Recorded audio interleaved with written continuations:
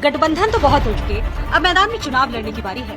ये बयान है सपा प्रमुख अखिलेश यादव का, जिन्होंने बसपा से गठबंधन को लेकर पूछे गए सवाल के बदले में ये जवाब दिया। दरअसल प्रयागराज में लोकसभा चुनाव पर समाजवादी पार्टी के प्रमुख अखिलेश यादव ने कहा कि प्रत्याशी बहुत जल्दी घोषित हो जाएंगे। चुनाव की तारीख आते आते जनता बीजेपी को हराने के लिए तैयार मिलेगी।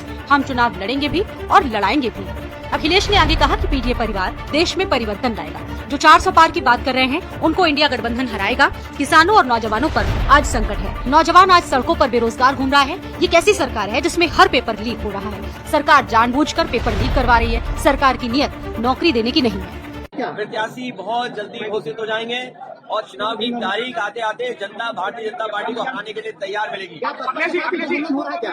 गठबंधन बहुत हो चुके हैं, अब मैदान में लड़ाई में जा रहे हैं। अरे कन्नौज देश की राजधानी नहीं है, कन्नौज नहीं। 80 हटाओ का नारा है। बीजेपी हटाओ लोकतंत्र बचाओ, बीजेपी हटाओ संविधान बचाओ, बीजेपी हटाओ नौकरी पाओ, बीजेपी हटाओ रोजगार पाओ। ये चुनाव में लड़ाई जाता है। चुनाव इसीलिए आते हैं कि लोग लड़े चुनाव। अरे हम लड़ेंगे भी और सब कुछ करेंगे, आंदोलन को आगे बढ़ाएंगे।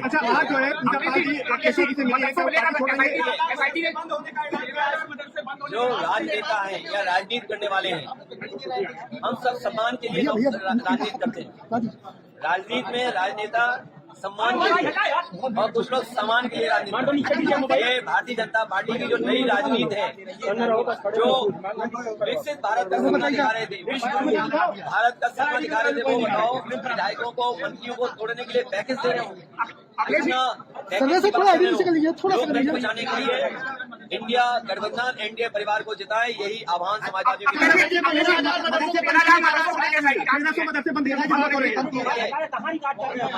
मतलब देश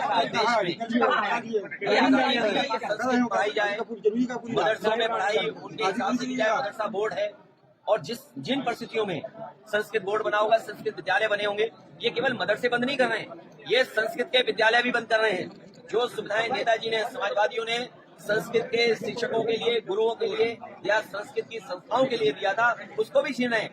भारतीय जनता पार्टी केवल एक समाज की दुश्मन नहीं है, ये देश को दुश्मन है, देश की। 24 के चुनाव में बीजेपी को चित करने के लिए अखिलेश यादव रणनीति बना चुके हैं। सपा ने पूर्वांचल और पश्चिमी यूपी को लेकर खास दिमाग लगाया है। अपने सहयोगी दलों के साथ अच्छे तालमेल से बीजेपी को हराने की कोशिश लगी सपा की कितनी कामयाब हो पाती है, ये तो चुनावी नतीजों में ही पता चलेगा। आपकी इस पर क्या राय है, हमें कमेंट बॉक्स में जरूर बताएं।